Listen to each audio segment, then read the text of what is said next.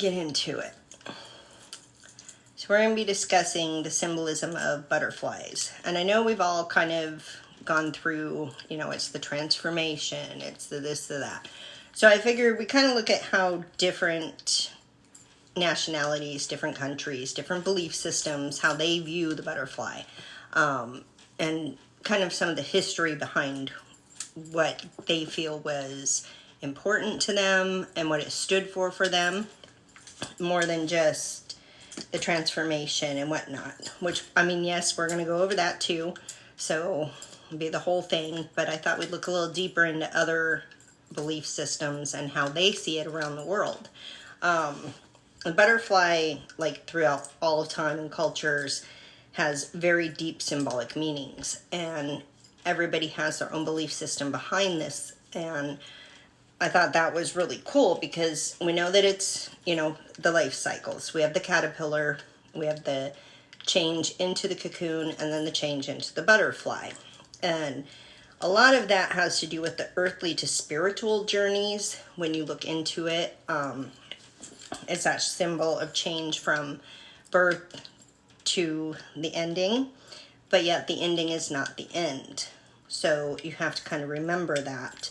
It's kind of matching up with humans and our souls, which goes from the baby to the toddler to the teen to the adolescent, adult, almost there, not quite there, to the adult, and then on into senior.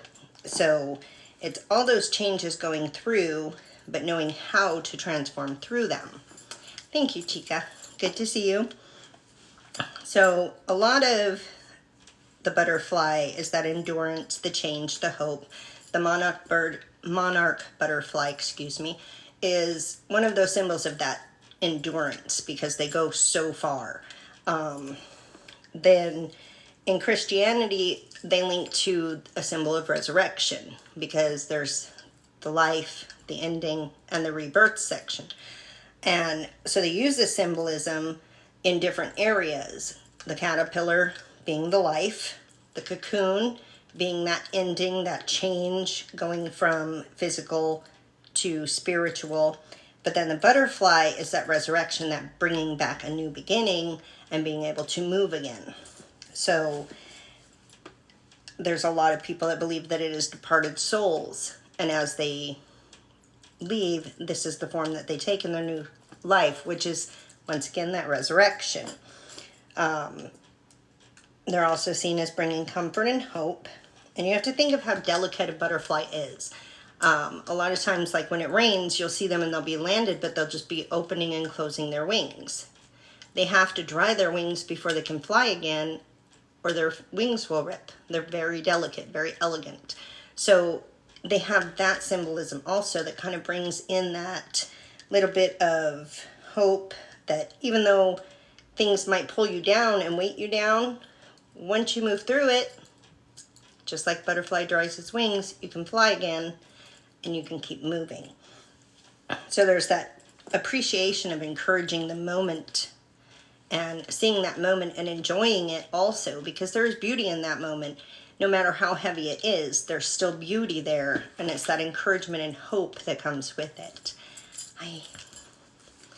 So we have that graceful, beautiful things. Some people link them with beauty, with summer, with the idea of love.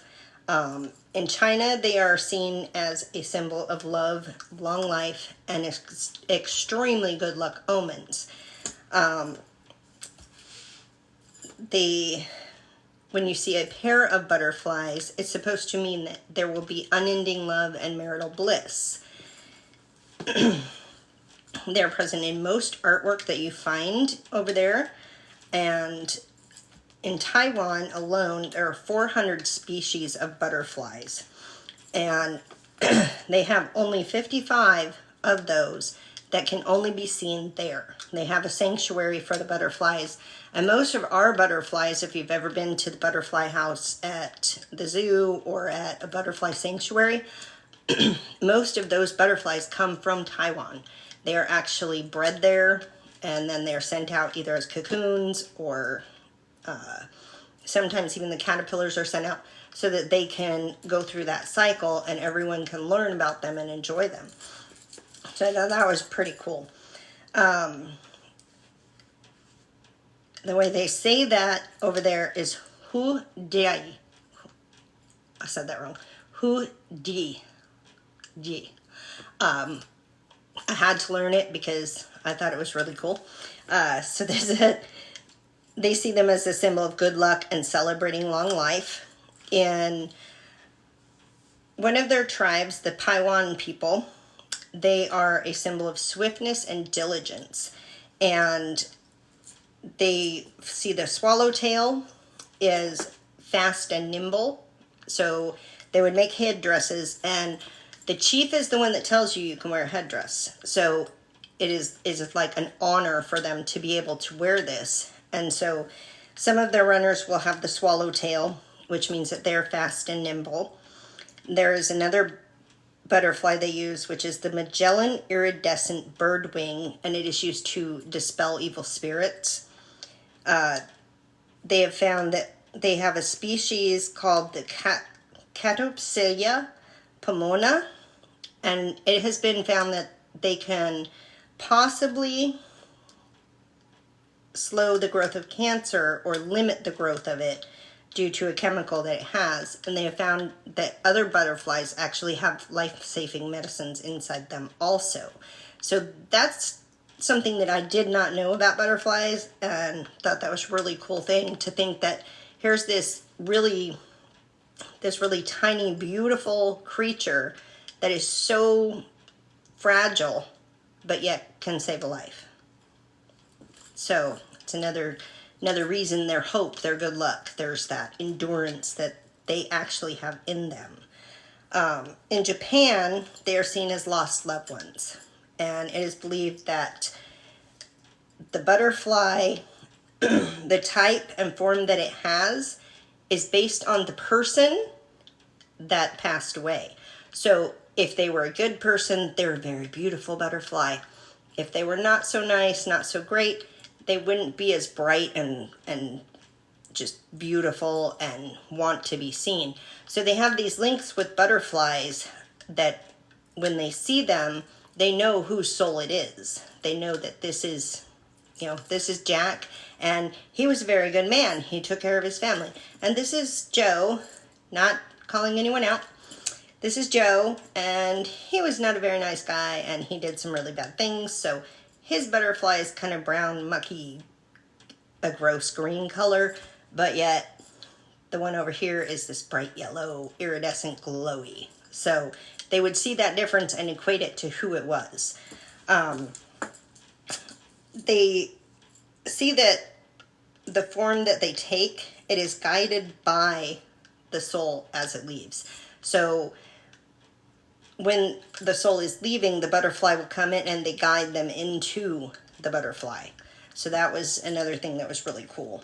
They believe that if a swarm of butterflies is seen in Japan, it is linked to the first samurai, Masakado, and he is now seen as a demigod there, and believed to still, as they call it, haunt Tokyo. So if you see a huge swarm of butterflies in Tokyo, they see that this samurai is coming back and he's kind of there to wreak a little havoc. The swallowtail was also used as his crest, which when we look at Taiwan, the swallowtail is fast and nimble. And a samurai would have to be fast and nimble in order to do everything they do. And that was used on his crest or his flag that he would march forward with. They are also seen as love and a symbol of femininity. And in Japan, it was the very first form of origami that was made. They would take these and they would fold the butterfly, and I don't have a bottle. They would put them in a sake bottle, and they would give those as a gift at marriage ceremonies. They would give that as a gift in order to bring long love, long marital bliss, and that good luck into a marriage so that it would last. The Native Americans had a little bit different meanings behind theirs when they'd see them. The Blackfoots believed that they were dreams that were brought to life, and they would bring inspiration. The Hopi do a ceremonial dance. It's a 2-day dance that they have done by the younger women in the tribe. Excuse me. I had to go outside and take care of chickens, and wondering if I'm allergic to chickens. So back to the Hopi, they would also make kachinas. A lot of their kachinas are butterfly inspired. They believe that they are forms of wildlife spirits. They do believe that they are a symbol of transformation and balance. And how a butterfly flies would show you how balanced you are or out of balance. If it's in a straight line and knows right where it's going, you're pretty balanced. If it's flittering all about, it's time to take a breath, slow down, and find out why. You're not in that balance. In Mexico, they believe that the monarchs are a very highly held butterfly. Like they regard this butterfly as just amazing. They believe that it is the souls of the lost loved ones, and this is part of the basis for Dia de los Muertos, because the monarchs would come in during that time. So it links all those souls returning in the form of a monarch. They believed that the Aztecs believed that they were the last breath of life, and that breath became a butterfly. It's, let's see, the warrior goddess is seen as an obsidian butterfly, which would be a black iridescent butterfly, and that is, it's Pepelutl. She is also linked with bats, moths, eagles, and she is the ruler over infant souls and the creation seed of humans. She watches over all of the souls that are going to come as babies. And that is her job, is to oversee these souls and send them where they're supposed to go. So that links her with that breath of life. Once it becomes a butterfly, here's the soul. She has to take care of it and then send it back. In Europe, they believe also that it is the soul, but it is a sign of the ending of a soul and the rebirth. So here it would be that reincarnation in a way, because a life would be ending, but they see a butterfly, they're coming back. So don't worry about it. They're good to go. The Celts believed that they were souls that were searching for a new mother. So if they saw a butterfly and it landed on a woman, she was expected to become a mother, and that was the soul that had chosen her. In Ireland and Germany, they were believed to be the souls of children again. In the 1600s, they made it illegal to end a white butterfly's life because it was linked to the life of a child. And therefore, you were seen as doing the same thing. They also believe in Ireland that it is a form of the Fae. And this one, I can understand why they would say that. Because the way butterflies fly sometimes, if you catch them in the right light, they look like a fairy. So that would be easy enough to link. In Spain, they believe that when a person passes, they will have them brought to ash, bring those ashes, and they take wine and pour it over the ashes in order to toast the emerging butterfly, because they believe the butterflies will come from the ashes. When this butterfly emerges, that is to toast the new journey onto the new life, so that way this soul can go on and be ready to go into the next part of its life. In Greece, they are known as the psyche, which is also why we have the psychic mind. It is linked to, your thoughts, your beliefs, your seeing and hearing. The caterpillar, which they called a worm, is known as the word scolex. And that was when it was in the cocoon and the chrysalis. And it is also known as the nekyodalon, which is the shell of the unalive, which is kind of interesting because all of the things that we hear about the caterpillars, that it falls apart, becomes this mushy goo, and basically unalives in order to become alive.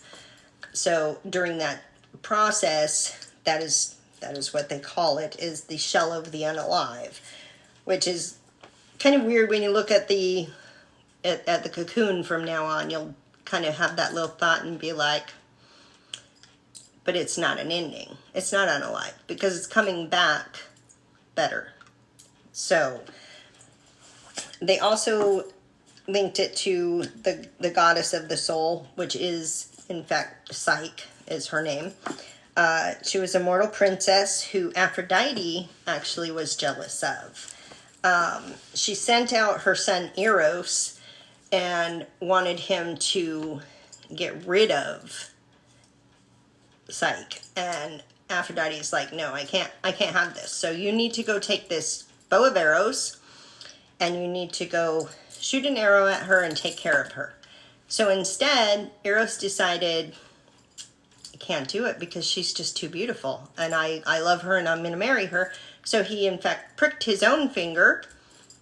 Here we have Cupid. And fell in love with her. And he did indeed marry her. So it's kind of funny because when he pricked his finger, it was so that she could never actually see him. Aphrodite would not actually see him anymore.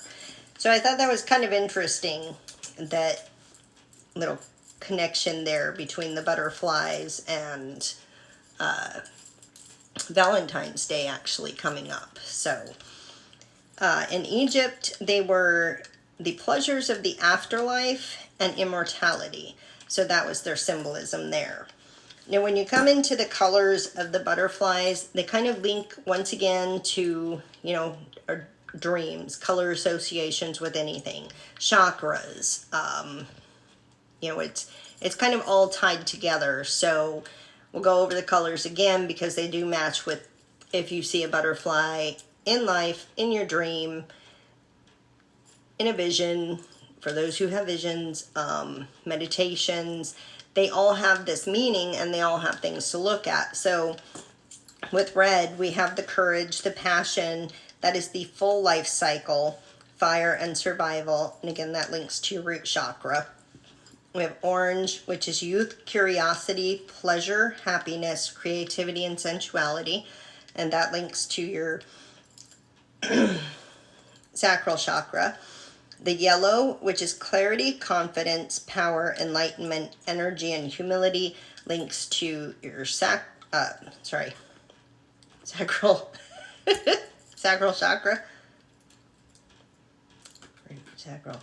Solar plexus. There we go. Green, which is balance, fertility, love, healing, life. That hooks to your heart chakra. Blue is truth, creativity, communication, trust, air, and faith, which links to your throat. Indigo and violet kind of both link to the third eye, but also to the throat. So that is, indigo is wisdom, intuition, inspiration, authority, and honesty. Violet is your spirituality, the quiet and stillness, dreams, awakening, royalty, and creativity. When we have a black butterfly, that is the mystery, that is the night. This is also the color symbolism. Potential, endings, elegance, shadow, which is the personal shadow, not, shadow people, and protection, which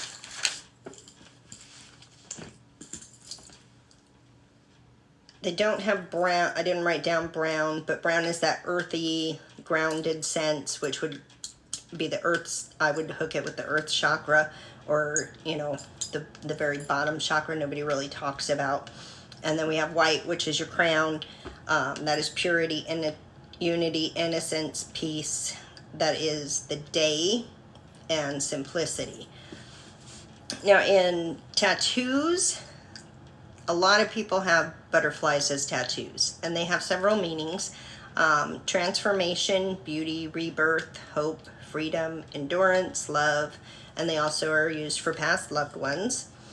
And they did make a movie, obviously, about butterflies, the butterfly effect. And it is said that the flap of wings could cause a tornado on the other side of the earth. That's that possibility that this small little thing done here, this little thing, could cause a ripple that grows and it grows. And as it comes all the way around to the other side of the world, it's huge. So one little thing done here can ripple very far and very wide, which, if you look at that with us, what you do daily, how you move, how you think, how you grow yourself, it ripples out. When you say hello to somebody at the store, the way that you say hello to them, it can have a ripple effect. If you see somebody and they're like, but yet you're hi, that ripple can turn that into, hey, wait a minute. Somebody was nice to me today. Maybe I should try that. So that little itty bitty thing can have a huge ripple effect. It is a symbol of interdependence of all things in the universe. Now, that means that everything is connected. So that whole butterfly effect, like I said, you smile at the grumpy guy and he says, wait a minute, I gave her a dirty look. I need to be a little nicer when I go in public. Just that little tiny thing can have a huge ripple effect. Now in dreams, these are personal meanings and your feelings toward it that need to be looked at. They are about changes to your appearance itself, the beliefs that you had formed as a child changing and converting, going from the caterpillar into the cocoon, into the butterfly, what you learned as a child. It may stay with you in the cocoon. Some of it may be stuck in the cocoon as you come out, and it's not meant to come back out of the cocoon. They are, when they are captive or unalive in your dreams, this is hooked to your worthiness, your feelings of joy, feelings toward love and commitment.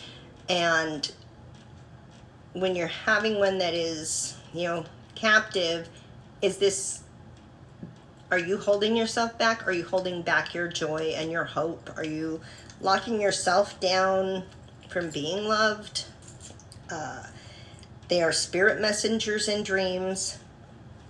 They can be forms that represent people that are both living and past. So not just a lost loved one, they can be living people. So if you see a butterfly in your dream and you know that, like say Elaine's in here, I see a yellow butterfly with little white spots on it, maybe some gold on the tail, some little black dots, and I go, that's Elaine. She's not gone, she's still here. There's something about Elaine that I need to pay attention to. I need to remember this part of my dream so that I can remember. I might have a message for Elaine tomorrow when I wake up. Just a little piece there to remember. And yes, that's butterfly. When I said your name, that's what popped up. So go look into that butterfly later. They are also seen as visitation messengers that come to you and give you messages, just like that one. I told Rebel before we started. Should probably record this because who knows what's going to pop out of my mouth. So, and we weren't wrong. The Irish have a blessing hooked to the butterfly, and it says, "May the wings of the butterfly kiss the sun and find your shoulder to light upon, to bring you luck, happiness, and riches today, tomorrow, and beyond." And I love that because I am part Irish, but because when you look at the butterfly and you think of luck and hope and good wishes and goodwill and having better things ahead, you have that ability to transform, to move on, to keep going. So it's really one that I love.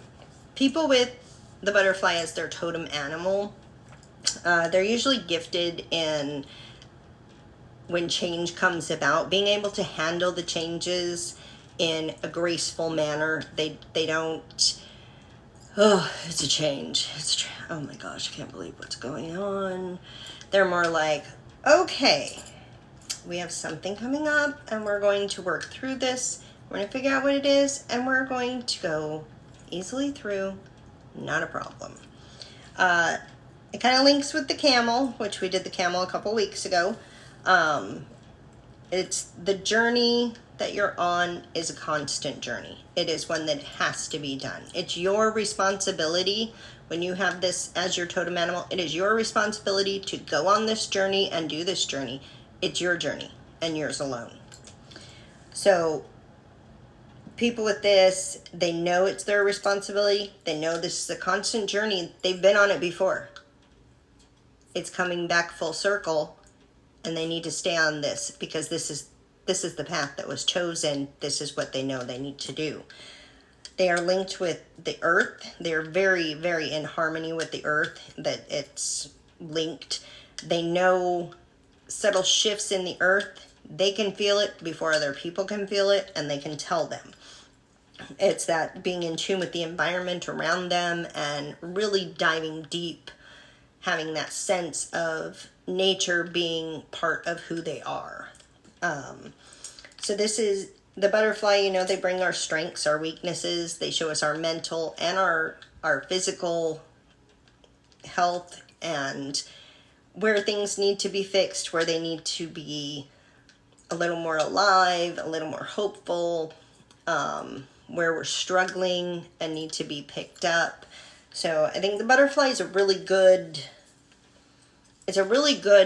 animal for, yes, transformation and coming into all that, but it's also one that gives you that bit of insight into things that need to be done in order to keep going. So, and it's, you know, as we see throughout the world, everyone has this link to the butterfly being a soul.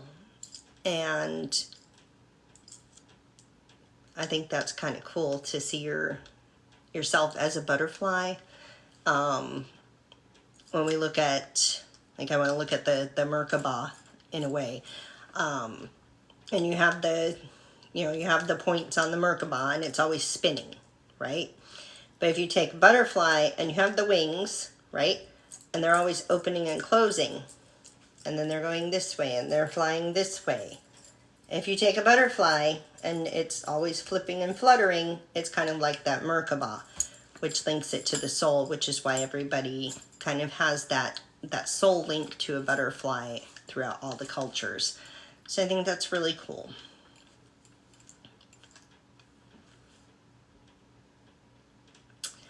What yellow butterfly with white and small black spots symbolizes a powerful... See, Elaine had to look it up. Balanced and joyful transformation.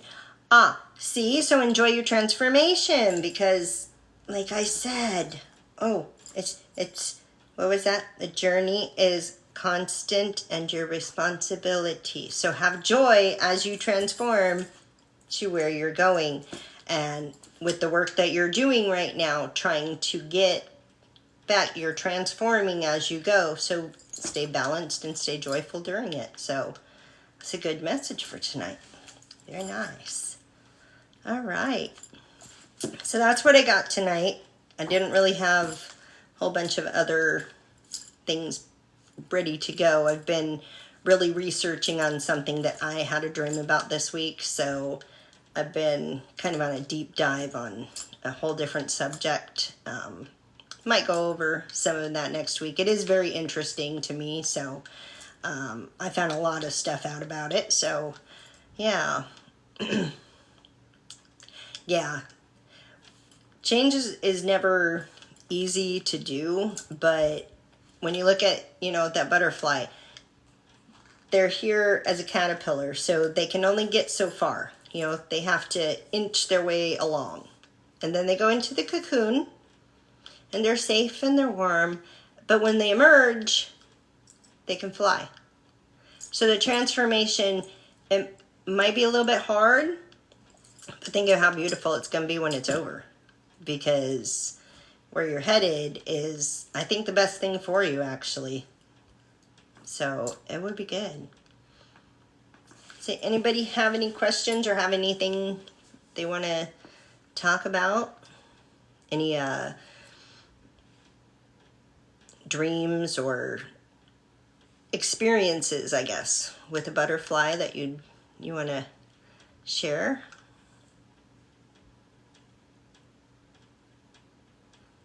Yeah, good changes coming, so it's wonderful.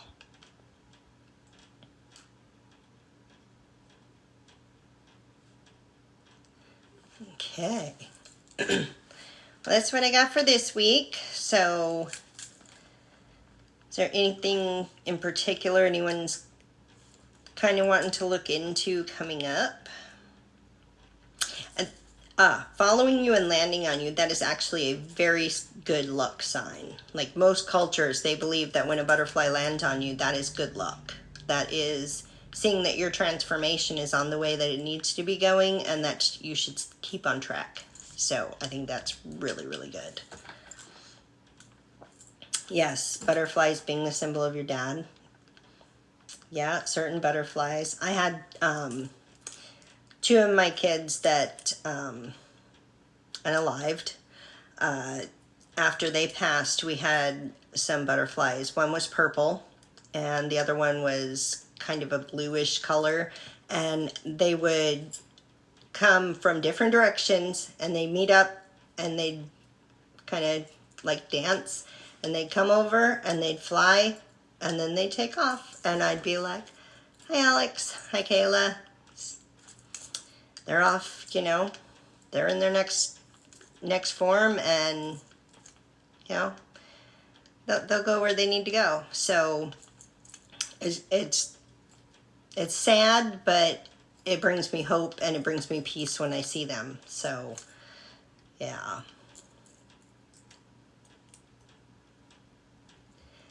Landing on his nose, but that's a message. At the same time, having a butterfly in your dream and it's landing, this is a message.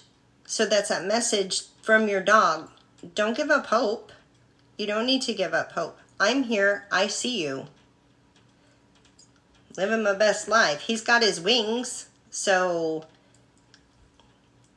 I know it doesn't help sometimes because I just felt that, but it is good. Nothing but peace when they're around, so grounding and in the moment and stillness, yes. They kind of remind us to get, you know, have that connection with nature, have that stillness, that moment. Step back and do a little bit of meditation and like take a breath and look at the beauty around us, because no matter what's going on, there's always beautiful stuff, and if you don't stop, you kind of miss it. So yeah, that freedom to fly. Yeah, and that is the one tattoo that I don't have. I don't have a butterfly, which is interesting. But I do want to get a moth, so which is, they do have similar, very similar symbolism. So, I mean, it does work. So, yeah. But, all right. Now your back one on your ankle. Yep. I have, you know, we did our family tattoo. We didn't put butterflies. I didn't put any butterflies. No, that's a fairy. Never mind. Got my fairy. I don't think I have a butterfly in that one, though. And then I have dragons on my back, so yeah. Which I might guess, but they fly. They just have a tail and are a really big butterfly. Yeah. All right, guys. Well, thank you for coming on. I know it's kind of a short one, but if we have anything that you guys would like to look up, let me know. Otherwise, I just kind of play it by ear, and what comes in, comes in. I love you too. We're going to see what what the universe pulls out, because like I said, this last one that I've been on all week, which kept me busy, yeah, it's a lot. So maybe we'll just go over that. It's pretty cool. But everybody have a good night, and we will get this downloaded and put onto YouTube. Authentic Life Collective. You can find us on YouTube, Facebook, the app BFF. That's where our like main chat is. We have rooms in there that you can just pick which ones you want to go into. You don't have to, but you don't have to go into all of them. You just pick and choose which one you actually want to be in. So if you want to find us outside of here, then go over there and hopefully we'll see you. All right. I love you all. Have a great night, and we will see you later.